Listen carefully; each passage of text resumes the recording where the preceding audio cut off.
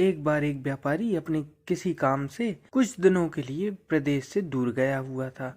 जब वह अपना काम खत्म करके घर पहुंचा तो देखता है कि उसकी पूरी तिजोरी खाली है। उसकी मेहनत की सारी कमाई चोरी हो चुकी है। व्यापारी घबरा गया और उसने अपने घर के सारे नौकरों को बुलाया। व्यापारी के घर में कुल 5 नौकर थे।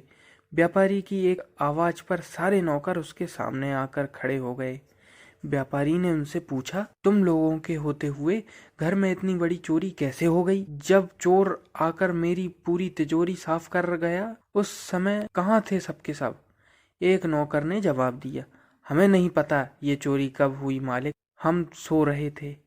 उसकी यह बात सुनकर व्यापारी गुस्से से आग बबूला हो उठा और बोला, मुझे तो लगता है कि तुम पांचों में से किसी एक ने ही चोरी की है। तुम्हारा हिसाब अब बादशाह अकबर ही करेंगे। यह कहता हुआ वो महल की ओर चल पड़ा। बादशाह अकबर अपने दरबार में बैठकर जनता की समस्या सुन रहे थे कि तभी व्यापारी वहां पहुंच गया।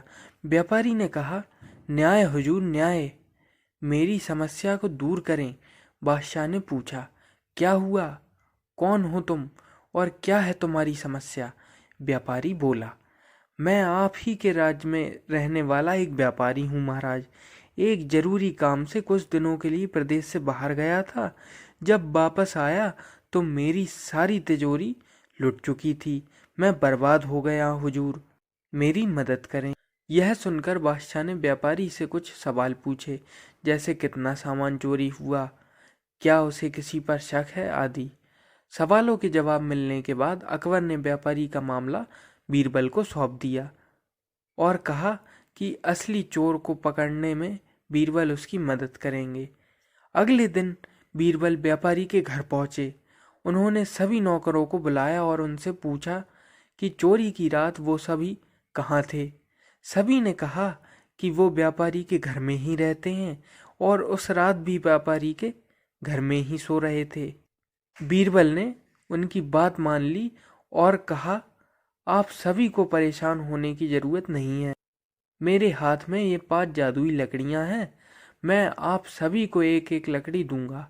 जो भी चोर होगा उसकी लकड़ी आज रात को 2 इंच लंबी हो जाएगी और चोर पकड़ा जाएगा। हम सभी कल यहीं मिलेंगे।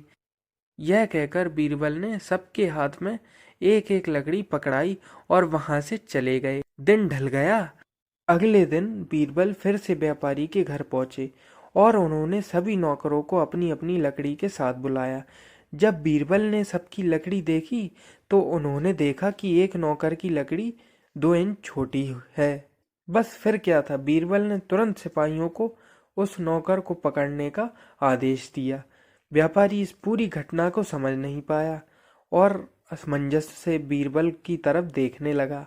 बीरबल ने व्यापारी को समझाया कि कोई लकड़ी जादुई नहीं थी, लेकिन चोर को इस बात का डर था कि उसकी लकड़ी 2 इंच बड़ी हो जाएगी और इस डर से उसने अपनी लकड़ी 2 इंच काट दी और वह पकड़ा गया।